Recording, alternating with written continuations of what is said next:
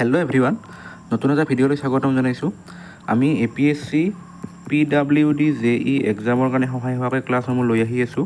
ইতিমধ্যে আমি 3টা ক্লাছ ইউটিউবত দিছোঁ আৰু আমাৰ এইটো হৈছে আজি 4 নম্বৰ ক্লাছ, ৰিভিজন হিচাপে ধৰিব পাৰে। গতিকে আজিৰ ভিডিঅ'টো আৰম্ভ কৰিছোঁ। চাওকচোন, প্ৰথম কুৱেশ্যনটো কি দিয়া আছে? Consider the following statements about T in Assam. অসমৰ চাহ সম্পৰ্কে তলৰ কথাখিনি চাব দিছে হা। প্ৰথমতে কি দিছে? The Singhos were already familiar with tea before it became more widely known. মানে অসমৰ চাহ সম্পৰ্কে সিংহসকল আগতেই জ্ঞাত আছিল বুলি কৈছে। ব্ৰিটিছে যেতিয়া তাৰমানে চাহটো আৱিষ্কাৰ কৰিছিল তাৰ আগতেই সিংহসকলে চাহৰ বিষয়ে জানিছিল। এইটো কিন্তু কাৰেক্ট হয় হা, প্ৰথমটো কাৰেক্ট। এইটো সিংহসকলে আগতেই জানিছিল, ব্ৰিটিছৰ আগতে। তাৰপিছত 2 নম্বৰটো কি দিছে? Bruce Brothers are considered to be the pioneers of Assam tea. এইটো সত্য একেবাৰে।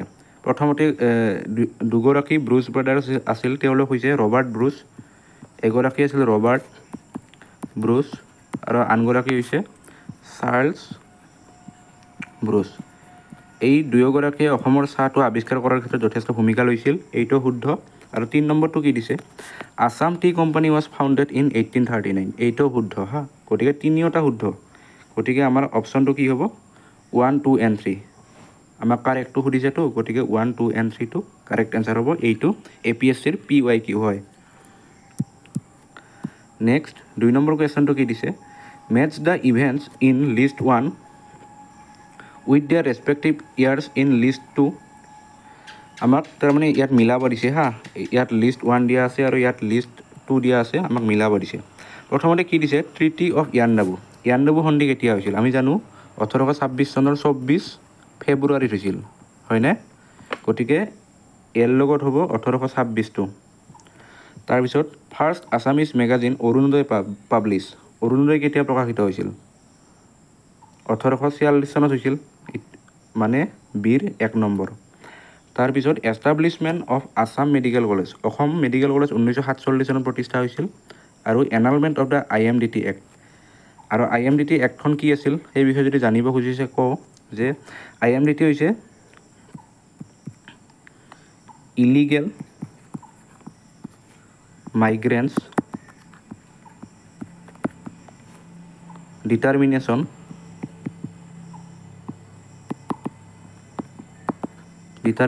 বাই ট্ৰিবুনেলছ। এইটো হৈছে ফুল ফৰ্ম হা, ট্ৰিবুনেলছ। এই IMDT এক্টখন কি আছিল?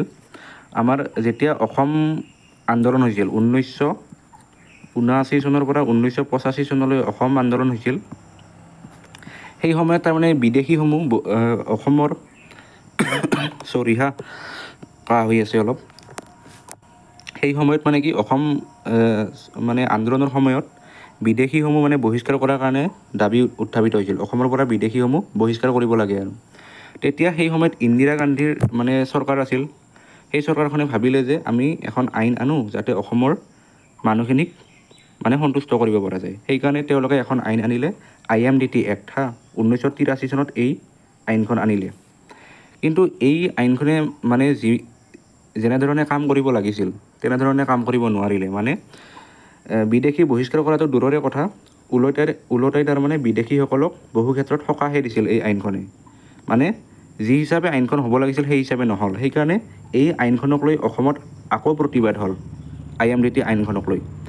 তেতিয়া সেই সময়ত নেতৃত্ব দিছিল এই আইনখন বাতিল কৰাৰ ক্ষেত্ৰত অসমৰ প্ৰাক্তন মুখ্যমন্ত্ৰী সৰ্বানন্দ সোণোৱালদেৱে। আৰু সেই হিচাপে তেওঁ মানে সুপ্ৰিম কোৰ্টত, ভাৰতৰ সুপ্ৰিম কোৰ্টত তেওঁ আপিল কৰিলে যে এই আইনখন বাতিল কৰিব লাগে। আৰু সেই হিচাপে মানে এই আইনখন ভাৰত চৰকাৰে 2005 চনত বাতিল কৰি দিলে। যিহেতু কোনো কাম নাই এই আইনখনৰ, সেইকাৰণে বাতিল কৰি দিলে অসমীয়া ৰাইজৰ দাবী হিচাপে হা। গতিকে এইখিনি আছিল IMDT আইন সম্পৰ্কীয় কথা। ইয়াত সুধিছে আমাক কি IMDT আইনখন কেতিয়া বাতিল কৰা হৈছিল? এনালমেণ্ট 2005 চনত। গতিকে এৰ 2 নম্বৰটো ট্ৰিটি অফ ইয়াণ্ডাবু 1826, এৰ 2 নম্বৰটো ইয়াত আছে আৰু ইয়াত আছে। তাৰপিছত অৰুণোদয় প্ৰকাশিত হৈছিল 1846 চনত, মানে বীৰ 1 নম্বৰ ইয়াত আছে, ইয়াতো আছে। তাৰপিছত establishment of Assam medical college 1947, মানে চিৰ 4 চিৰ 4 ইটো গতিকে শুদ্ধ উত্তৰ অপশ্যন 3টো হা ঠিক আছে তাৰপিছত 3 নম্বৰ কুৱেশ্যনটো চাওক match the epigraphs in list 1 with the rulers who issued them in list 2 ইয়াত তাৰমানে আমাক কিছুমান ইপিগ্ৰাফ দিয়া আছে হা মিলাব দিছে আমাক কোনে সেইবিলাক ইছ্যু কৰিছিল প্ৰথমতে আমাৰ দিছে বৰগংগা ইপিগ্ৰাফখন আমি এইটো নিধন বৰটো সকলোৱে জানে নিধন বৰটো কোনে ইছ্যু কৰিছিল সেইজন হৈছে আমাৰ ভাস্কৰ বৰ্মন গতিকে বীৰ 1 নম্বৰটো হ'ব বীৰ 1 নম্বৰটো ইয়াত আছে আৰু ইয়াত আছে তাৰপিছত হায়ুনথাল কপাৰ প্লেট ইনস্ক্ৰিপশ্যন এইখন কৰিছিল হৰজৰা বৰ্মনে হা চিৰ 4 নম্বৰ চিৰ 4 নম্বৰ ক'ত আছে চিৰ 4 নম্বৰ ইয়াত আছে ইয়াত 3 নম্বৰ আছে গতিকে শুদ্ধ উত্তৰ অপশ্যন 4টো এৰ 2 নম্বৰ এৰ 2 নম্বৰ ক'ত আছে বৰগংগা মানে ভূতি বৰ্মনে আৰু গষ্টল এইখন ইনস্ক্ৰিপশ্যন সেইখন গোপাল বৰ্মনে কৰিছিল ঠিক আছে এনেকৈ তাৰমানে মিলাব দিব পাৰে পৰীক্ষাত গোটেইবিলাক চাব লাগিব আৰু এইটো PYQ হয় APSCত অহা নেক্সট 3 নম্বৰ কুৱেশ্যনটো চাওক which statements regarding office of the Borbarua and Borphukan are correct Ahom সাম্ৰাজ্যত থকা বৰবৰুৱা আৰু বৰফুকন পদ সম্পৰ্কে আমাক এইখিনি কথা চাব দিছে কি দিছে the post of the Borbarua and Borphukan were created during 16th century to control the newly acquired territory of the Ahom kingdom আহোমে মানে যিবিলাক নতুন তাৰমানে ঠাইবিলাক তাৰমানে দখল কৰিছিল সেই ঠাইসমূহ চোৱা চিতা কৰাৰ কাৰণে বৰফুকন আৰু বৰবৰুৱা পদটো সৃষ্টি কৰা বুলি কৈছে 16th centuryত 16শ শতিকাত কিন্তু এই পদ দুটা 16শ শতিকাত কৰা নাছিল একচুৱেলি 17শ শতিকাতহে কৰিছিল মানে এইটো ভুল হা তাৰপিছত the post aided in decentralisation of power এইটো শুদ্ধ কাৰণ মানে ক্ষমতা তাৰমানে ডিচেন্ট্ৰেলাইজেশ্যন কৰাৰ কাৰণে পষ্টকেইটা সৃষ্টি কৰা হৈছিল এইটো শুদ্ধ তাৰপিছত they were as much agents of the central government as autonomous heads of the areas under their jurisdiction এইটোও শুদ্ধ তেওঁলোকে অট'নমাছ হেড হিচাপে কাম কৰিছিল চেণ্ট্ৰেল গভৰ্ণমেণ্ট মানে কি আহোম ৰজাৰ তলতীয়া হয় ঠিক আছে গতিকে 2 আৰু 3টো শুদ্ধ 1 নম্বৰটো ভুল গতিকে only 2 and 3 are correct option বিটো শুদ্ধ উত্তৰ ঠিক আছে এনেকুৱা প্ৰশ্ন পৰীক্ষাত আহিব তাৰপিছত 5 নম্বৰ কুৱেশ্যনটো find the correct chronology of the following governor general of India ইয়াত কিছুমান গভৰ্ণৰ জেনেৰেলৰ নাম দিয়া হৈছে আৰু আমাক মিলাব দিছে প্ৰথমতে কোন আহিছিল আৰু শেষত কোন আহিছিল আমাক মিলাব দিছে এইটোও PYQ হয় অসমৰ কোনোবা এটা পৰীক্ষাত আহিছিল মোৰ মনত নাই ভালকৈ কিন্তু PYQ হয় এইটো গতিকে চাওকচোন কি আছে ছাৰ জন মেকফেৰচন আৰু ইয়াৰ আনপপুলাৰ কেইজনৰহে দিছে পপুলাৰ কেইজন দিয়া নাই কিন্তু তেওঁলোকে মানে ল'ৰা ছোৱালীক ফচাব বিচাৰিছে আৰু ঠিক আছে গতিকে আমি গোটেইবিলাক চাব লাগিব পপুলাৰেই হওক নাইবা আনপপুলাৰেই হওক ছাৰ জন মেকফাৰচন যদি আপোনালোকৰ মনত আছে তেওঁ আহিছিল 1785 চনৰ পৰা 1786 চনলৈকে শাসন কৰিছিল তাৰপিছত দ্য আৰ্ল কৰ্ণৱালিছ এইজন জনপ্ৰিয় কিছু তাৰপিছত এও আহিছিল 1786 চনৰ পৰা 1793 চনলৈকে তাৰপিছত ছাৰ এলিয়ট ক্লাৰ্ক এও আহিছিল 1797 চনৰ পৰা 1798 চনলৈকে আৰু দ্য আৰ্ল অফ মৰিংটন এও আহিছিল 1798 চনৰ পৰা 1805 চনলৈকে গতিকে ক্ৰনলজি হৈয়ে আছে প্ৰথমতে এও আহিছিল তাৰপিছত এও তাৰপিছত এও তাৰপিছত এও গতিকে 1 2 3 4 এইটোৱে শুদ্ধ উত্তৰ ঠিক আছে এনেকুৱাকৈ মিলাব দিব হা গতিকে আমি তাৰমানে কি গোটেই গভৰ্ণৰ জেনেৰেল আৰু আমাৰ কি আছিল ভাইচৰয় সেই গোটেইবিলাকৰ নাম আমি জানিব লাগিব নেক্সট 6 নম্বৰ কুৱেশ্যনটো চাওক arrange the following anti British uprising in chronological order অসমত তাৰমানে যিবিলাক এণ্টি ব্ৰিটিছ আপৰাইজিং হৈছিল মানে কৃষক বিদ্ৰোহ সেইবিলাক আমাক মিলাব দিছে ক্ৰনলজিকেল অৰ্ডাৰ মানে কোনটো প্ৰথমতে আহিছিল পথৰুঘাটৰ যিটো বিদ্ৰোহ সেইটো হৈছিল 1894 চনত দৰঙত হৈছিল তাৰপিছত ফুলগুৰি ধাৱা এইটো হৈছিল 1861 চনত ফুলগুৰি হৈছিল আছে নগাঁও জিলাত তাৰপিছত ৰঙিয়া হৈছিল 1893 চনত মানে প্ৰথমতে আহিব ফুলগুৰি, তাৰপিছত 3 1 মানে 2 3 1 হ'ব, 2 3 1, 2টো ইয়াত আছে, 3টো ইয়াত হ'ব লাগিছিল হা, 3 1, গতিকে চিটো শুদ্ধ উত্তৰ।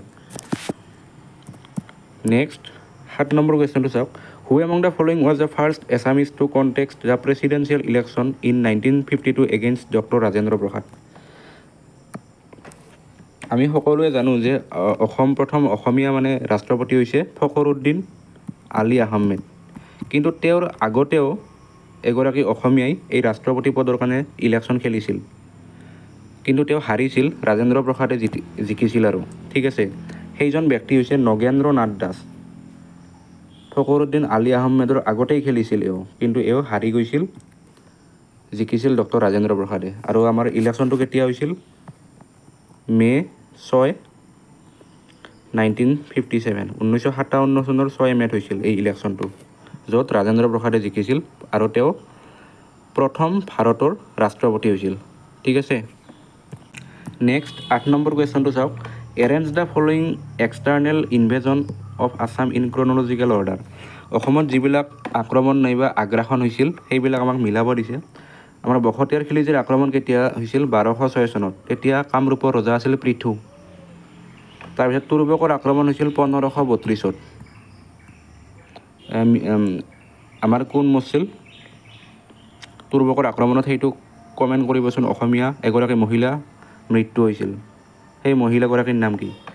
তাৰপিছত মিৰ্জুমলাৰ আক্ৰমণ হৈছিল 1662 চনত আৰু চিকন্দৰ চাহৰ হৈছিল 1357 চনত, ঠিক আছে। প্ৰথমতে আহে তাৰমানে বখতিয়াৰ খিলিজী, মানে 1, তাৰপিছত ইটো আহে 1 4, তাৰপিছত 2 3, 1 4 2 3 ইয়াত আছে, গতিকে শুদ্ধ উত্তৰ বি।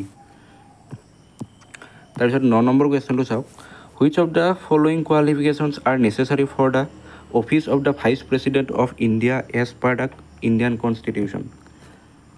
আমাক ইয়াত তাৰমানে এজন উপৰাষ্ট্ৰপতি হ'বৰ কাৰণে, ভাৰতৰ উপৰাষ্ট্ৰপতি হ'বৰ কাৰণে কি কি যোগ্যতা লাগে ইয়াত দিয়া হৈছে, আৰু কোনটো কাৰেক্ট হয় সুধিছে।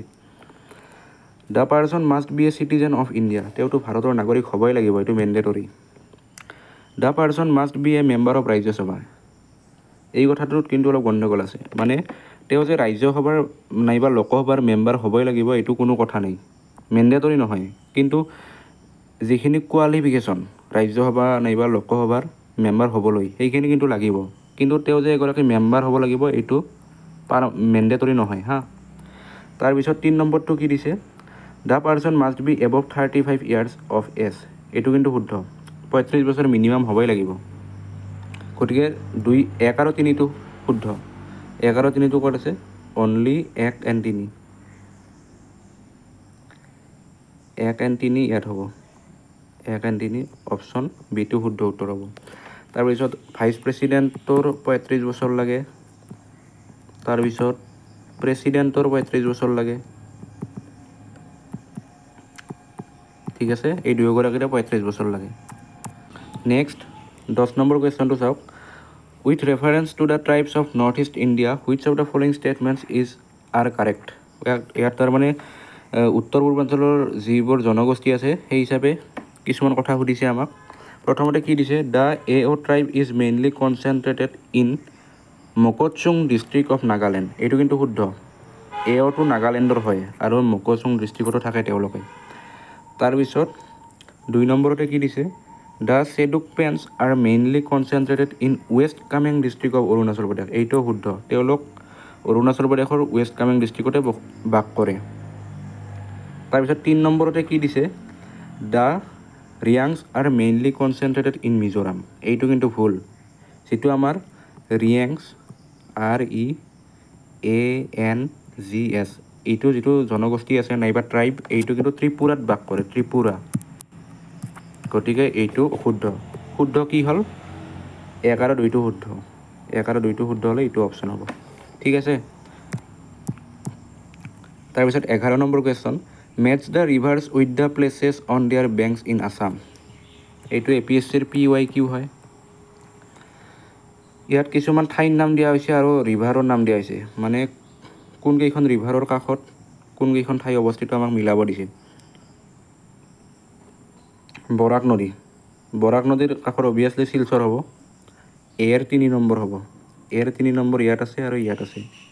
তাৰপিছত ব্ৰহ্মপুত্ৰ গোৱালপাৰা, এইটোও শুদ্ধ হ'ব। বীৰ 4 হ'ব। বীৰ 4 ইয়াতো আছে। দিখৌ ধনচিৰি কিন্তু এই গোলাঘাটৰ মাজেৰে ধনচিৰিখন বৈ যায়, গতিকে ডিৰ 2 নম্বৰ।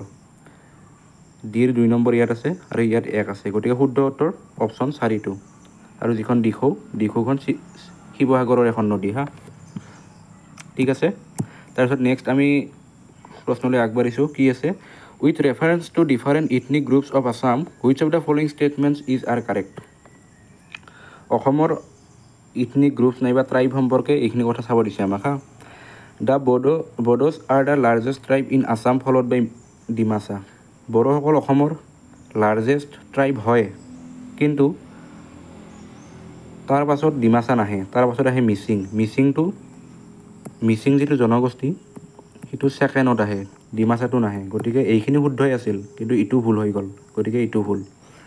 তাৰপিছত the traditional religion of the Mising tribe is Donyi Poloism, এইটোও শুদ্ধ, কিন্তু ডনি পল' যিটো ধৰ্ম আছে সেইটো মিচিঙৰে ধৰ্ম, এইটো শুদ্ধ। তাৰপিছত Baikho is a traditional festival of Karbi, এইটো কিন্তু ভুল। বাইখোটো ৰাভাসকলৰ, বাইখো আৰু ফাৰক্ৰান্তি ৰাভাসকলৰে এটা উৎসৱ, গতিকে 1-2 নম্বৰটো শুদ্ধ উত্তৰ। কি কৈছে? Select the correct answer using the কোডছ given বিলো। 1-2 নম্বৰটো অনলি 2 নম্বৰ, ইয়াত 2 হ'ব হা, অনলি 2 নম্বৰ। তাৰপিছত 13 number question, with reference two geographical situation of selected district of Assam, which of the following statements is are correct? ইয়াত আমাৰ ডিষ্ট্ৰিক্ট সম্পৰ্কে কিছুমান কথা চাব দিছে। All BTR districts share border with Bhutan, এইটো কিন্তু সত্য। যিবিলাক বিটিআৰ ডিষ্ট্ৰিক্ট আছে, মানে বাক্সা আছে, চিৰাং আছে, কোকৰাঝাৰ আছে, ওদালগুৰি আছে আৰু তামোলপুৰ আছে, এই গোটেইকেইখন জিলাই ভূটানৰ লগত বৰ্ডাৰ এটা শ্বেয়াৰ কৰি আছে, এইটো শুদ্ধ। তাৰপিছত কি কৈছে? Cachar district shares border with the states of Manipur, Mizoram, Tripura and Meghalaya, এইটো কথা কিন্তু ভুল। কাৰণ কিয়? কাছাৰ যিখন জিলা, সেই জিলাখনে মণিপুৰৰ লগত বৰ্ডাৰ শ্বেয়াৰ কৰি আছে, এইটো সত্য। আপোনালোকে যদি চায় ইষ্টফালে মানে অসমৰ পূবফালে মণিপুৰৰ লগত বৰ্ডাৰ শ্বেয়াৰ কৰি আছে, মিজোৰামৰ লগতো বৰ্ডাৰ শ্বেয়াৰ কৰি আছে, মেঘালয়ৰ লগতো বৰ্ডাৰ শ্বেয়াৰ কৰি আছে, কিন্তু ত্ৰিপুৰাৰ লগত বৰ্ডাৰ শ্বেয়াৰ কৰি থকা নাই হা, গতিকে এইটো ভুল হৈ গ'ল। তাৰপিছত 3 নম্বৰতে কি দিয়া আছে? The districts of Dhubri, Cachar and Karimganj share border with Bangladesh. যিবিলাক ধুবৰী, কাছাৰ আৰু কৰিমগঞ্জ, এই তিনিওখন জিলাই বাংলাদেশৰ লগত বৰ্ডাৰ শ্বেয়াৰ কৰি আছে, এইটো কিন্তু সত্য হা, শ্বেয়াৰ কৰি আছে, যদি অসমৰ মেপখন চাই গম পাব। গতিকে 1 আৰু 3টো শুদ্ধ, 1 আৰু 3 হ'লে অপশ্যন চিটো। ঠিক আছে। তাৰপিছত 14 নম্বৰ কুৱেশ্যনটো চাওক, in which year Assam region was separated from the Bengal presidency. এটা কমন কুৱেশ্যন আৰু যথেষ্ট ইম্পৰ্টেণ্ট হয় কুৱেশ্যনটো। শুদ্ধ উত্তৰ হ'ব 1874। তাৰপিছত 15 number question, Bhaskarabda which has been added to the official calendar of the governor of Assam is counted from. আমাৰ ভাস্কৰাব্দটো কেতিয়াৰ পৰা আৰম্ভ হৈছিল সেইটো সুধিছে। মানে ভাস্কৰ বৰ্মনে যেতিয়া তাৰমানে সিংহাসন আৰোহণ কৰিছিল নাইবা ৰজা হৈছিল, ভাস্কৰ বৰ্মনে যেতিয়া ৰজা হৈছিল তেতিয়াৰ পৰা ভাস্কৰাব্দ চনটো আৰম্ভ হৈছে। ভাস্কৰ বৰ্মন ৰজা হৈছিল 594 চনত, আৰু তেতিয়াৰ পৰা ভাস্কৰাব্দ আৰম্ভ হৈছে, গতিকে the date of ascension of Kumar Bhaskar Barman, option এটো শুদ্ধ উত্তৰ।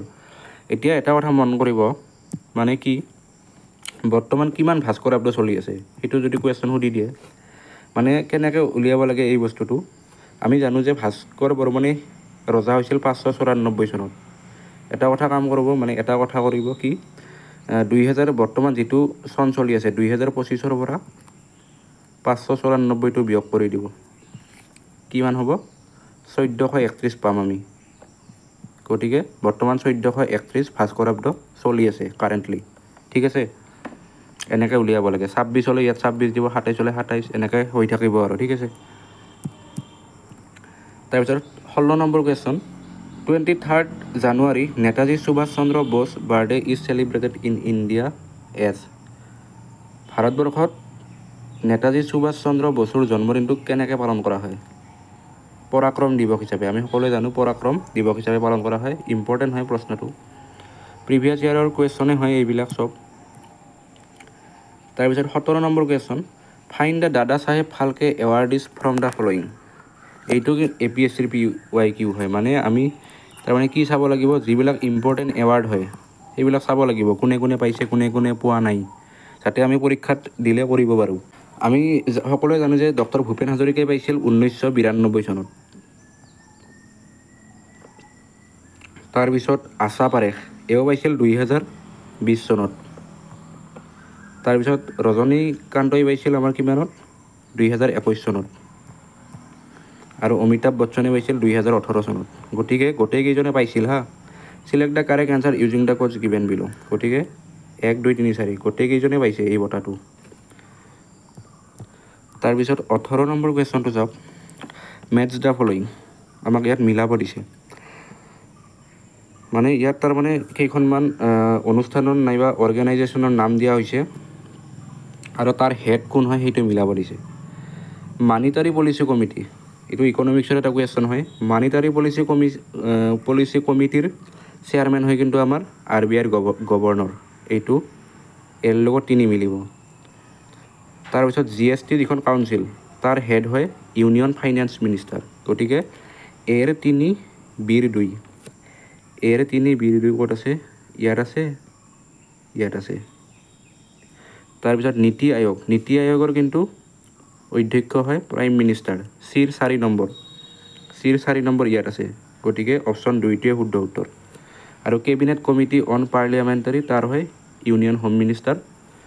কোন হয় তেওঁ, অমিত শ্বাহ। আৰু অমিত শ্বাহৰ সমষ্টিটো হৈছে গান্ধীনগৰ। তেওঁ গান্ধীনগৰৰ পৰা ইলেকশ্যন জিকিছে এইবাৰ। আৰু আমাৰ নৰেন্দ্ৰ মোদীৰ হৈছে বাৰাণসী, তেওঁ উত্তৰ প্ৰদেশৰ বাৰাণসীৰ পৰা এইবাৰ ইলেকশ্যনত জিকিছে। ঠিক আছে, মানে প্ৰাইম মিনিষ্টাৰ হৈছে আৰু।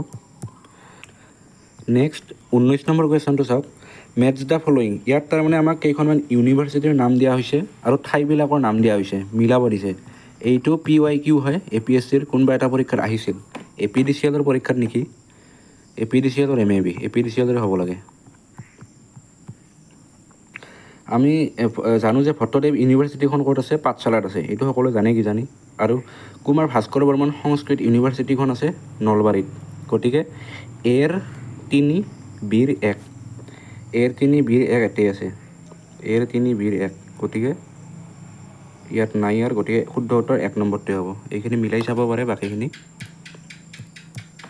তাৰপিছত 20 নম্বৰ কুৱেশ্যনটো চাওক, the autobiography of former chief justice of India Shri Ranjan Gogoi is title. আমাৰ ৰঞ্জন গগৈ আছিল ভাৰতৰ 46 সংখ্যক চিফ জাষ্টিছ অফ ইণ্ডিয়া আছিল হা। তেওঁৰ এখন আত্মজীৱনী আছে, সেই আত্মজীৱনীখনৰ নাম কি, জাষ্টিছ ফৰ দ্য জাজ।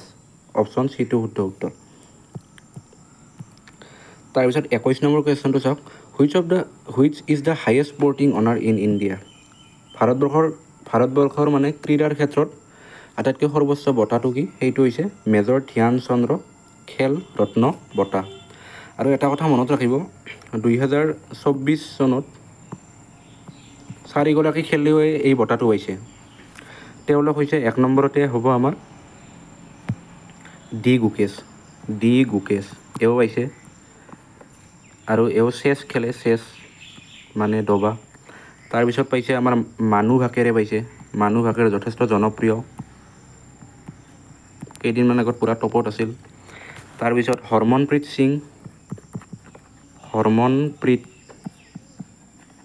সিং এও পাইছে। আৰু এগৰাকী হৈছে প্ৰবীণ কুমাৰ।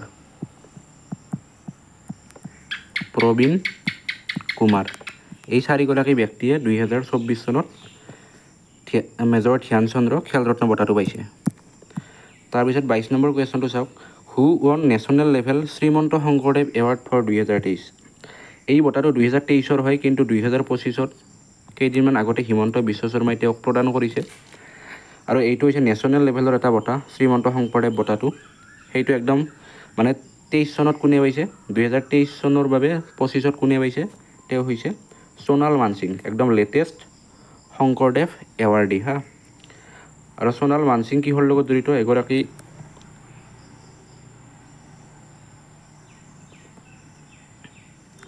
ক্লাছিকেল ডেন্সৰ লগত জড়িত ব্যক্তি। তেওঁ ডেন্স কৰে ভাৰত নাট্যম আৰু ওডিচি, যিটো উৰিষ্যাৰ ক্লাছিকেল নৃত্য, এই দুয়োটা নৃত্য তেওঁ কৰে।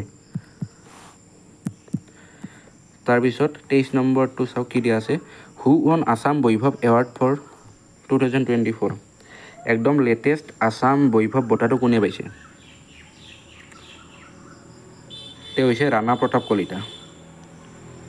ৰাণা প্ৰতাপ কলিতাই লেটেষ্ট বঁটাটো পাইছে। ইয়াত যদি চাই 2021ত পাইছিল ৰতন টাটাই, প্ৰথম ছ'চিয়েল ছাৰ্ভিচ কেটেগৰীত পাইছিল। তাৰপিছত দ্বিতীয়বাৰ পালাক 2022 চনত তপন শইকীয়া, তেওঁ আমাৰ স্বাস্থ্যৰ ক্ষেত্ৰত পাইছিল। তেওঁ এগৰাকী মানে কেঞ্চাৰ বিশেষজ্ঞ হয়, তপন শইকীয়া, তেওঁ পাইছে। তাৰপিছত 2023 চনত পাইছে ৰঞ্জন গগৈ, ল' এণ্ড জাষ্টিচ কেটেগৰীত পাইছে। আৰু 2024 চনত পাইছে একদম শেহতীয়াভাৱে ৰাণা প্ৰতাপ কলিতা, আৰু তেওঁ হৈছে ডিফেন্সৰ লগত জড়িত এগৰাকী ব্যক্তি। তেওঁ আছিল লেফটেনেণ্ট কৰ্ণেল আছিল ইণ্ডিয়ান আৰ্মিৰ, আৰু তেওঁ নলবাৰী নে ৰঙিয়া সেইখিনি এৰিয়াৰে হয় হা মানুহগৰাকী। আৰু ইয়াত অলপ কিছু কথা চাব হা, যিটো আমাৰ অসম বৈভৱ বঁটাত কি থাকে, হলং গছৰ পাতত, এইটো হৈছে হলং গছৰ পাতত মানে জাপি এখন থাকে, এইটো হৈছে অসম বৈভৱ বঁটাৰ তাৰমানে এটা মানে কি, অসম বৈভৱ বঁটাটো এনেকৈ দিয়া হয়। আৰু কেতিয়াবা সুধি দিব পাৰে আমাক ষ্টেটমেণ্ট দি যে কি থাকে, জাপি থাকে আৰু হলং গছৰ পাতত থাকে আৰু অসম বৈভৱ বুলি লিখা থাকে। তাৰপিছত অসম সৌৰভ বঁটাটো চাব, ছেকেণ্ড হাইয়েষ্ট চিভিলিয়ান এৱাৰ্ড হয় এইটো, আৰু হাইয়েষ্ট চিভিলিয়ান এৱাৰ্ডটো হৈছে অসম বৈভৱ। তাৰপিছত ছেকেণ্ডত আহে অসম সৌৰভ বঁটাত কি থাকে, এখন শৰাই থাকে, এইটো মনত ৰাখোঁ, শৰাই এখন থাকে আৰু অসম সৌৰভ বুলি লিখা থাকে। আৰু অসম গৌৰৱ বঁটা, যিটো আমাৰ থাৰ্ড হাইয়েষ্ট চিভিলিয়ান এৱাৰ্ড, ইয়াত থাকে গায়ন বায়ন, যদি দেখা পাইছে গায়ন বায়নৰ ছবি থাকে, ইয়াত দিয়া আছে গায়ন বায়ন, ঠিক আছে। এনেকৈ তাৰমানে বঁটাটো দিয়া হয়।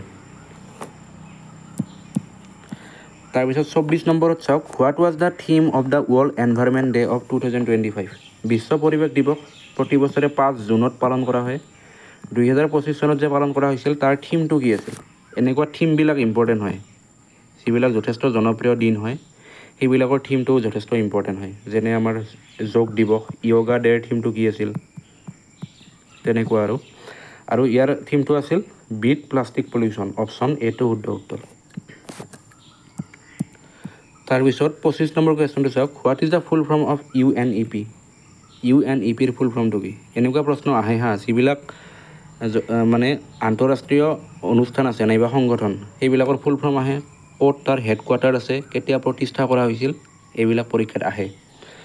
আৰু UNEPৰ ফুল ফৰ্মটো হৈছে united nations environment programme, option চিটো শুদ্ধ উত্তৰ। আৰু ইয়াৰ হেডকোৱাৰ্টাৰ আছে নাইৰবিত আছে, আৰু নাইৰবি ক'ত আছে, কেনিয়াত আছে। আৰু 1972 চনত গঠন কৰা হৈছিল UNEP। তাৰপিছত 26 নম্বৰ কুৱেশ্যনটো চাওক, the word tirthankar is related to which religion, যিটো আমাৰ তীৰ্থংকৰ শব্দ, এই শব্দটো কোনটো ধৰ্মৰ লগত জড়িত, তীৰ্থংকৰ শব্দ, এই শব্দটো জৈন ধৰ্মৰ লগত জড়িত। যিগৰাকী প্ৰথমগৰাকী তীৰ্থংকৰ আছিল তেওঁ হৈছে ঋষভনাথ, আৰু শেষৰগৰাকী আছিল বৰ্ধমান মহাবীৰ, হয় না, মহাবীৰ। গতিকে আৰু মানে যিটো আমাৰ জৈন ধৰ্ম, তাৰ যদি প্ৰকৃত ফাউণ্ডাৰগৰাকী সোধে, ৰিয়েল ফাউণ্ডাৰ বুলি ক'লে কিন্তু ঋষভনাথ হ'ব হা। আৰু যদি আমাক কেৱল ফাউণ্ডাৰ বুলি কয় যে জৈন ধৰ্মৰ প্ৰতিষ্ঠাপকগৰাকীৰ নাম কি, নাইবা who is the founder of Jainism, তেনেহ'লে হ'ব বৰ্ধমান মহাবীৰ। আচলতে তাৰমানে কি হৈছিল, ঋষভনাথে প্ৰতিষ্ঠা কৰিছিল জৈন ধৰ্মটো, কিন্তু এই বৰ্ধমান মহাবীৰে তাৰমানে এই ধৰ্মটো যথেষ্ট জনপ্ৰিয় কৰি তুলিছিল, সেইকাৰণে তেওঁক এই ধৰ্মটোৰ পিতৃ বুলি কোৱা হয়। ঠিক আছে, তাৰপিছত 27 নম্বৰ কুৱেশ্যনটো চাওক। Which water resource project covers the extends the benefits to Madhya Pradesh, Maharashtra, Gujarat and Rajasthan. কোনটো প্ৰজেক্টে মানে এই গোটেইকেইখন ৰাষ্ট্ৰকেইটাত তাৰমানে পানীৰ ক্ষেত্ৰত সকাহ দি আছে, বেনিফিট দি আছে? সেইটো হ'ব চৰ্দাৰ সৰোবৰ ডেম প্ৰজেক্ট। এইটো PYQ হয়। আৰু এনেকুৱা প্ৰশ্নবিলাক আহিব কিন্তু, হীৰাকুদ ডেমে কাক তাৰমানে বেনিফিটটো দি আছে, ভাখৰা নামলে কাক দি আছে, তেহেৰিয়ে কোনখন ষ্টেটক মানে বেনিফিটটো দি আছে, এইবিলাক গোটেইবিলাক চাব লাগিব। গুগল কৰি চাব পাৰে, এইবিলাক চব ইম্পৰ্টেণ্ট হয়। আৰু যিটো এতিয়া পঢ়িলোঁ আমি চৰ্দাৰ সৰোবৰ ডেম প্ৰজেক্ট, এইটো আছে নৰ্মদা নদীৰ পাৰত, নৰ্মদা ইম্পৰ্টেণ্ট হয়, নৰ্মদা ৰিভাৰ। আৰু এই নৰ্মদা নদীৰ কাষতে কিন্তু এটা বিখ্যাত ষ্টেচু আছে, সেই ষ্টেচুটোৰ নাম কি ক'বচোন কমেণ্ট কৰি, কোনোবাই জানে যদি। তাৰপিছত 28 number question, which among the following cities is known as the tea city of India? Tea city বুলিলে কোনখন ঠাইক জনা যায়? চিটি বুলি ক'লে হ'ব ডিব্ৰুগড়, আৰু যদি টি কেপিটেল বুলি কয় তেতিয়া হ'ব যোৰহাট। ঠিক আছে, তাৰপিছত 29 number question, who is the current Lokpal of India? ভাৰতৰ বৰ্তমান লোকপালগৰাকীৰ নাম কি? তেওঁ হৈছে অজয় মানিকৰাও খানৱিলকাৰ। এইটো ইম্পৰ্টেণ্ট প্ৰশ্ন হয়। লোকপাল মানে কি? লোকপাল হৈছে এটা কি বোলে, এটা সংগঠন, মানে কি আমি অনুষ্ঠান হিচাপে ক'ব পাৰোঁ, নাইবা এখন তাৰমানে বডি আৰু, যিয়ে আমাৰ কৰাপশ্যনটো চায়, কৰাপশ্যন কিমান হৈছে দেশত, কৰাপশ্যনটো কেনেকৈ ৰোধ কৰিব পৰা যায়, সেই বিষয়ে এই লোকপালে চায় আৰু লোকপালৰ কামটোৱে সেইটো। নেক্সট, ইয়াত তাৰমানে কেইখনমান যিবিলাক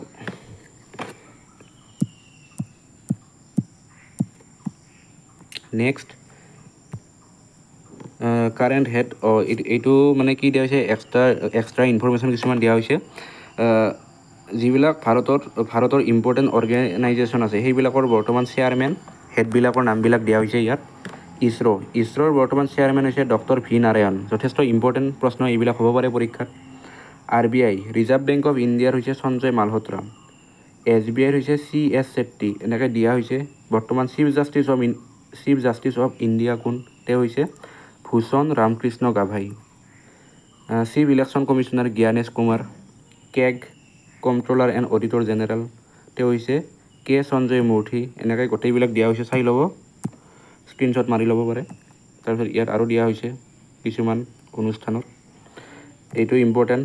নীতি আয়োগৰ বৰ্তমান chairman prime minister of India, মানে বৰ্তমান বুলিও কথা নাই, নীতি আয়োগৰ যদি চেয়াৰমেন হয় তেওঁ প্ৰাইম মিনিষ্টাৰে হ'ব, মানে নৰেন্দ্ৰ মোদীয়ে হ'ব আৰু বৰ্তমান। তাৰপিছত ভাইচ চেয়াৰমেন হৈছে সুমন বেৰী, আৰু CEO নীতি আয়োগৰ CEO হৈছে বৰ্তমান BVR সুব্ৰমণিয়াম। এই গোটেইবিলাক ইম্পৰ্টেণ্ট হয়। তাৰপিছত 30 number question, who was the first speaker of Lok Sabha? লোকসভাৰ প্ৰথমগৰাকী অধ্যক্ষ, তেওঁ হৈছে GV মাভলাংকাৰ। আৰু আমাৰ যদি অসমৰ বিধানসভাৰ প্ৰথমগৰাকী অধ্যক্ষ, তেওঁ হৈছে বাবু বসন্ত কুমাৰ দাস। ঠিক আছে, তাৰপিছত 31 number question, which village of Nalbari district is famous for japi production? আমি সকলোৱে জানো যে নলবাৰী জিলাখন জাপিৰ কাৰণে বিখ্যাত। তাৰ মানে নলবাৰীৰ ভিতৰতে এখন বিশেষ গাঁও আছে, যি গাঁওখন যথেষ্ট বিখ্যাত মানে জাপি বনোৱাৰ ক্ষেত্ৰত। সেই গাঁওখনৰ নাম কি? গাঁওখনৰ নাম ক'ব লাগে। সেইখন হৈছে সূতাৰকুছি গাঁও। সূতাৰকুছি মানে এনেকুৱা হ'ব নামটো, সূতাৰকুছি। আৰু যিটো ইয়াত জাপি দেখা পাইছে, এই বিৰাট এটা প্ৰকাণ্ড জাপি, এই জাপিটো আছে শ্ৰীমন্ত শংকৰদেৱ কলাক্ষেত্ৰত আছে হা। আৰু এই জাপিটো আমাৰ নলবাৰী জিলাতেই বনোৱা হৈছিল। এই জাপিটো নলবাৰী জিলাৰ পৰা প্ৰস্তুত কৰি আনি ইয়াত মানে থোৱা হৈছে। Next 32 number question, which one of the following is the cleanest village in Assam অসমৰ আটাইতকৈ চাফা নাইবা পৰিষ্কাৰ গাঁওখন কি সেইখন হৈছে ৰাংচাপাৰা গাঁও আৰু ৰাংচাপাৰা গাঁওখন ক'ত আছে গোৱালপাৰাত আছে এইখন অসমৰ আটাইতকৈ চাফা গাঁও তাৰপিছত 33 number question Asia's largest banana market name Darrangiri banana market is located in which district of Assam এছিয়াৰ এখন সৰ্ববৃহৎ কলৰ বজাৰ হৈছে দৰংগিৰি কলৰ বজাৰ এই দৰংগিৰি কলৰ বজাৰখন অসমৰ কোনখন জিলাত আছে সেইখনো আছে গোৱালপাৰাতেই আছে যথেষ্ট ইম্পৰ্টেণ্ট তাৰপিছত 33 number question Asia's largest dry fish market শুকান মাছৰ বজাৰ located in which place of Assam এছিয়াৰ আটাইতকৈ ডাঙৰ শুকান মাছৰ বজাৰখনো ক'ত আছে অসমতে আছে সেইখন আছে জাগিৰোড ক'ত আছে মৰিগাঁৱত আছে মৰিগাঁও জিলাত ঠিক আছে তাৰপিছত consider the following statements and choose the correct statements ইয়াত চাব দিছে আমাক কিছুমান কথা তাৰপিছত আমাক শুদ্ধটো বাছি উলিয়াব দিছে Surya Pahar in Goalpara district is the place where spiritualism exist with Hinduism Buddhism and Jainism এইটো সত্য কিন্তু আমাৰ যিটো সূৰ্য পাহাৰ আছে গোৱালপাৰাত তাত এই তিনিওটা ধৰ্মকে উপাসনা কৰা হয় হিন্দু ধৰ্ম বৌদ্ধ ধৰ্ম জৈন ধৰ্ম এইটো শুদ্ধ আৰু সূৰ্য পাহাৰত ৯৯,৯৯৯টা শিৱলিংগ থকা বুলি বিশ্বাস কৰা হয় তাৰপিছত 2 নম্বৰটো কি দিছে Ugratara Devalaya is constructed by Shiva Singha in 1725 এইটো সত্য এইটো শুদ্ধ হা তাৰপিছত Umananda temple was build by Gadadhar Singha এইটো শুদ্ধ গদাধৰ সিংহই বনাইছিল 1694 চনত তাৰপিছত Navagraha temple was also' build by Gadadhar Singha Navagraha মন্দিৰ গদাধৰ সিংহই কিন্তু বনোৱা নাছিল কোনে বনাইছিল ৰাজেশ্বৰ সিংহই বনাইছিল গতিকে এইটো ভুল 4 নম্বৰটো ভুল কেৱল কোন 1 2 আৰু 3টো শুদ্ধ 1 2 3 অপশ্যন চিটো শুদ্ধ উত্তৰ ঠিক আছে নেক্সট প্ৰশ্নলৈ আগবাঢ়িছোঁ আমি 36 number question match the list 1 with list 2 correctly আমাক মিলাব দিছে আৰু চন্দ্ৰকুমাৰ আগৰৱালা কি বুলি জনা যায় প্ৰতিমাৰ খনিকৰ হয়নে নহয় হয় গতিকে অপশ্যন এৰ হ'ব 4 নম্বৰটো এৰ 4 নম্বৰ ক'ত আছে ইয়াতেই আছে এৰ 4 নম্বৰ তাৰপিছত ৰত্নকান্ত বৰকাকতিক কোৱা হয় শেৱালী কবি বুলি গতিকে বীৰ 1 নম্বৰ ইয়াত আছে গতিকে এইটোৱে শুদ্ধ উত্তৰ হ'ব তাৰপিছত পথাৰৰ কবি হৈছে ৰাম গগৈ আৰু ধনী কবি হৈছে বিনন্দ চন্দ্ৰ বৰুৱা গতিকে অপশ্যন এটো শুদ্ধ উত্তৰ তাৰপিছত 37 number question for which book Nabakanta Barua won Sahitya Akademi award in 1975 Nabakanta বৰুৱাই কোনখন কিতাপৰ কাৰণে সাহিত্য একাডেমি বঁটা লাভ কৰিছিল 1975 চনত সেইটো প্ৰশ্ন তেওঁ হৈছে ককা দেউতাৰ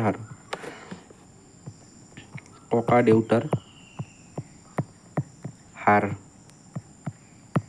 এই কিতাপখনৰ কাৰণে পাইছিল হা গতিকে ইম্পৰ্টেণ্ট যিবিলাক আমাৰ ৰাইটাৰ আছে অসমীয়া সাহিত্যত তেওঁলোকে কোনখন কিতাপৰ কাৰণে পাইছিল সাহিত্য একাডেমি সেইবিলাক ইম্পৰ্টেণ্ট হয় চাব লাগিব পৰীক্ষাত সুধি দিয়ে হা ইয়াত 2025 চনতটো দিয়া হৈছে লেটেষ্ট সাহিত্য একাডেমি কোনে পাইছে 4 গৰাকী ব্যক্তিয়ে পাইছে 2025 চনত তেওঁলোক হৈছে সাহিত্য একাডেমি বাল পুৰস্কাৰ বঁটা পাইছে 2 গৰাকীয়ে তেওঁলোক হৈছে সুৰেন্দ্ৰ মোহন দাসে পাইছে মইনাহঁতৰ পদ্যৰ কাৰণে অসমীয়া ভাষাত বড়ো ভাষাত বাল পুৰস্কাৰ পাইছে সাহিত্য একাডেমি বাল পুৰস্কাৰ বঁটা পাইছে বিনয় কুমাৰ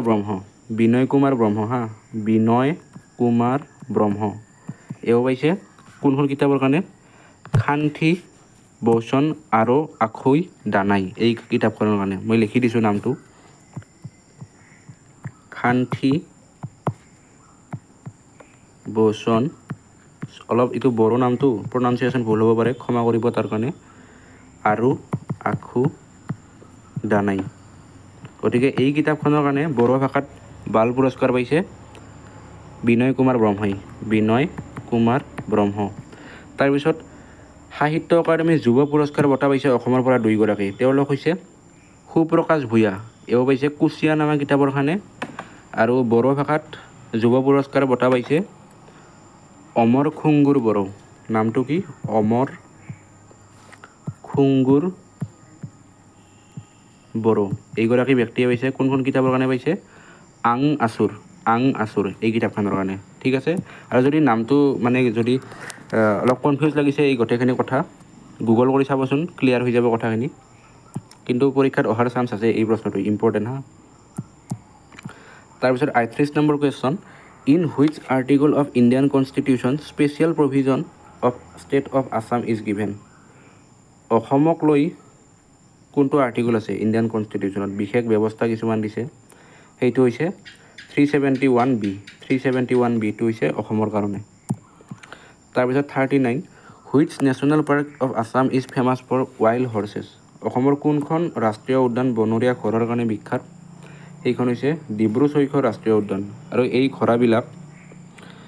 ঘোঁৰাবিলাক ব্ৰিটিছে এৰি মানে থৈ গৈছিল আৰু তেতিয়াৰ পৰাই আছে ঘোঁৰাবিলাক দ্বিতীয় বিশ্বযুদ্ধৰ সময়ত তাৰপিছত 40 নম্বৰ কুৱেশ্যন কি আছে how many Ramsar site in Assam অসমত কিমানখন ৰামচৰ ক্ষেত্ৰ আছে ৰামচৰ ক্ষেত্ৰ মানে কি আমাৰ যিবিলাক ৱেটলেণ্ড আছে বিল আছে সেইবিলাক প্ৰটেকশ্যন কৰাৰ ক্ষেত্ৰত এটা ইনিচিয়েটিভ হয় ৰামচৰ কনভেনশ্যনখন হৈছিল 1972 চনত হয়নে আৰু অসমত কিমানখন ৰামচৰ চাইট আছে বুলি ক'লে হ'ব এখন সেইখন হৈছে আমাৰ এইখন দীপৰ বিল তাৰপিছত 41 number question how many geographical divisions in Assam অসমৰ ভৌগোলিক ভাগ কেইটা সেইটো সুধিছে কেইটা আছে তিনিটা সেই তিনিটা কি ব্ৰহ্মপুত্ৰ সমভূমি হয় তাৰপিছত বৰাক সমভূমি বৰাক প্লেইন আৰু আমাৰ hilly areas of Karbi Anglong and Dima Hasao মানে কাৰ্বি আংলং আৰু ডিমা হাছাওৰ পাহাৰীয়া অঞ্চল এই তিনিটা 1 2 3 তাৰপিছত 42 number question 42 during Mir Jumla's Assam invasion who was the Ahom ruler Mir জুমলাই যেতিয়া অসম আক্ৰমণ কৰিছিল 1662 চনত তেতিয়া অসমৰ মানে আহোমৰ ৰজা কোন আছিল তেওঁ হৈছে জয়ধ্বজ সিংহ আৰু জয়ধ্বজ সিংহক সেইকাৰণে মানে কি যেতিয়া মিৰ জুমলাই অসম আক্ৰমণ কৰিছিল তেওঁ ৰাজধানী এৰি গুৱাহাটীলৈ পলাই গৈছিল মানে ৰাজধানী তেতিয়া আছিল গড়গাঁও এৰি গুৱাহাটীলৈ পলাই গৈছিল সেইকাৰণে তেওঁক ভগনীয়া ৰজা বুলি কোৱা হয় ভয়তে পলাই গৈছে ভগনীয়া নাম পাইছে সেইকাৰণে ভগনীয়া ৰজা ঠিক আছে তাৰপিছত 43 number question who was the last independent Ahom king এই কুৱেশ্যনটো অলপ চাব হা কনফিউজ লগা কুৱেশ্যন আহোমৰ শেষৰগৰাকী স্বাধীন ৰজা সুধিছে হা আমাক তেতিয়াহ'লে হ'ব কিন্তু এইটো চন্দ্ৰকান্ত সিংহ আছিল আহোমৰ শেষৰগৰাকী স্বাধীন ৰজা কিন্তু যদি আমাক এনেকৈ সোধে যে হু was the last Ahom king তেতিয়াহ'লে কিন্তু হ'ব পুৰন্দৰ সিংহ আহোমৰ শেষৰগৰাকী ৰজা বুলি ক'লে হ'ব পুৰন্দৰ সিংহ আৰু আহোমৰ শেষৰগৰাকী স্বাধীন ৰজা বুলি ক'লে হ'ব চন্দ্ৰকান্ত সিংহ তাৰপিছত 44 number question Barail mountain range located between যিখন বৰাইল পৰ্বতমালা আছে সেই পাহাৰখন কোন দুখন ৰাজ্যৰ মাজত আছে সেইখন হৈছে নাগালেণ্ড আৰু মণিপুৰ ইয়াত যদি অলপ দেখা পায় এইখন বৰাইল পাহাৰ আৰু এইখন হৈছে আমাৰ নাগালেণ্ড আৰু এইখন হৈছে মণিপুৰ গতিকে ইয়াৰ মাজত এনেকৈ আছে হা পাহাৰখন তাৰপিছত 45 number question what is the highest peak of Assam অসমৰ সৰ্বোচ্চ শৃংগটোৰ নাম কি সেইটো হৈছে লাইকে ক'ত আছে বৰাইল পাহাৰতে আছে অসমৰ সৰ্বোচ্চ শৃংগ লাইকে আছে বৰাইলত আমাৰ ইয়াৰ উচ্চতাটো কিমান বুলি ক'লে কি হ'ব 2741 মিটাৰ তাৰপিছত 46 number question how many total classical language in India ভাৰতত বৰ্তমান কিমানটা শাস্ত্ৰীয় ভাষা আছে নাইবা ধ্ৰুপদী ভাষা সেইটো হৈছে 11টা আছে একদম শেহতীয়াভাৱে 3 অক্টোবৰত দিয়া হৈছে অসমীয়াও বৰ্তমান ধ্ৰুপদী ভাষা এটা কি আছে বৰ্তমান অসমীয়া মানে ধ্ৰুপদী ভাষা এইকেইটা হৈছে তামিল তেলেগু কানাড়া তাৰপিছত মালায়ালম আছে তাৰপিছত আছে ওডিয়া আছে উৰিষ্যাৰ তাৰপিছত আছে সংস্কৃত আছে তাৰপিছত আছে মাৰাঠী আছে বেংগলী ভাষা বঙালী ভাষা পালি আছে, পালি ভাষা। তাৰপিছত প্ৰাকৃত আছে, পালি, প্ৰাকৃত আৰু অসমীয়া ভাষা। এইকেইটা হৈছে বৰ্তমান ক্লাছিকেল লেংগুৱেজ। আৰু এই যোনকেইটা দেখা পাইছে মাৰাঠী, বেংগলী, পালি, প্ৰাকৃত আৰু এছামিছ, এই 5টা ভাষাক 2024 চনত দিয়া হৈছে 3 অক্টোবৰত। আৰু 3 অক্টোবৰত যিহেতু অসমীয়া ভাষাই কি পাইছে ধ্ৰুপদী ভাষাৰ স্বীকৃতি, সেইকাৰণে 3 অক্টোবৰৰ দিনটোত অসম সাহিত্য সভাই এটা দিন পালন কৰিব। 2025 চনৰ পৰা এইটো কণ্টিনিউ হ'ব, এইবাৰ প্ৰথম হ'ব। সেই দিনটো হৈছে ভাষা গৌৰৱ দিৱস। এই দিনটো অসম সাহিত্য সভাই পালন কৰিব 2025 চনৰ পৰা এইবাৰ হ'ব, উদযাপন হ'বলৈ গৈ আছে আৰু অসম সাহিত্য সভাই পালন কৰিব। তাৰপিছত 47 নম্বৰ কুৱেশ্যন, জঙাল বলহু দিৱস অবজাৰ্ভ ইন আছাম ইন। যিটো আমাৰ জঙাল বলহু আছিল তিৱা বীৰ আছিল এগৰাকী এই ৰহা এৰিয়া, যিটো আমাৰ ৰহা, সেই এৰিয়াটোত নগাঁৱৰ ৰহা এৰিয়াটোত শাসন কৰিছিলে। আৰু জঙাল বলহু আছিল আৰিমত্তৰ পুত্ৰ। আৰিমত্ত আছিল যে ৰজা, যদি মনত পৰিছে নামটো, তেওঁৰ পুত্ৰ আছিলেও। আৰু এই জঙাল বলহু দিৱস পালন কৰা হয় প্ৰত্যেক বছৰে 3 জানুৱাৰীত। যথেষ্ট ইম্পৰ্টেণ্ট প্ৰশ্ন। আৰু এই যিটো মূৰ্তি দেখা পাইছে এইটো ৰহাতে উদ্বোধন কৰা হৈছে, জঙাল বলহুৰ মূৰ্তি এটা অসম চৰকাৰৰ দ্বাৰা। তাৰপিছত 48 number question, how many classical dance in India. ভাৰতত কিমানটা ক্লাছিকেল ডেন্স আছে? ধ্ৰুপদী নাইবা শাস্ত্ৰীয় নৃত্যৰ কথা কৈছে ইয়াত। আছে টোটেল 8টা আছে। কি আছে? ভাৰত নাট্যম আছে,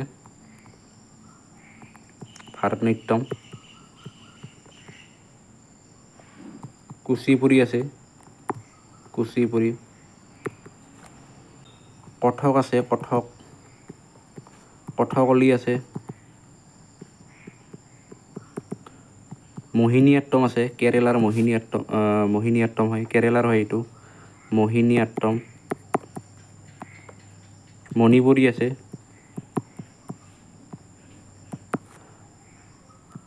ওডিচি আছে,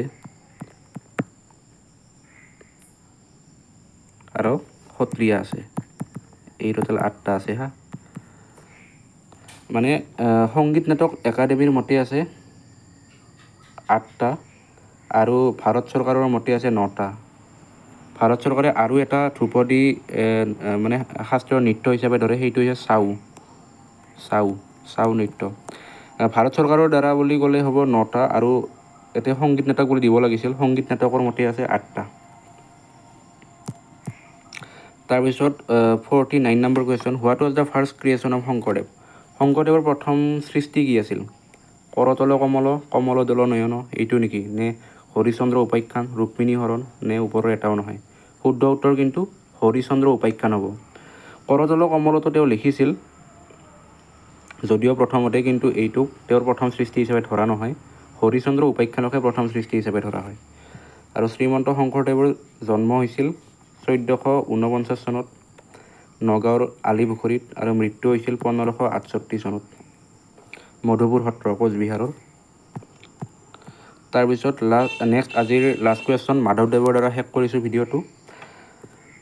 মাধৱদেৱৰ দ্বাৰা ভিডিঅ'টো শেষ কৰিম আজি।